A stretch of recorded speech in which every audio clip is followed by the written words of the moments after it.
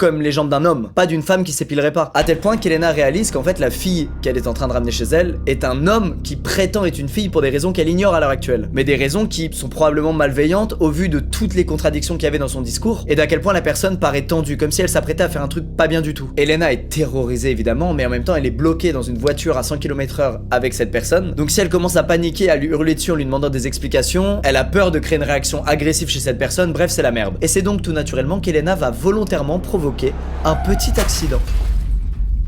Un petit accident de sorte à ce que personne ne soit blessé, mais qui justifie le fait qu'Elena appelle la police. Trop malin. Elena s'excuse, elle dit merde, j'ai perdu le contrôle de la voiture, je suis désolée. Elle prétend d'être sous le choc, alors qu'en fait elle est surtout sous le choc d'être seule au milieu de nulle part avec cet inconnu. Elle lui dit que la voiture est endommagée et qu'elle doit donc appeler la police. Et en lui disant ça, l'inconnu avec elle lui dit tout de suite non, pas besoin d'appeler la police, j'ai un ami qui habite pas loin, je vais l'appeler, il va venir nous aider. Ce qui est clairement le pire truc qu'étant avec l'inconnu à ce moment-là. Sauf que pendant que l'inconnu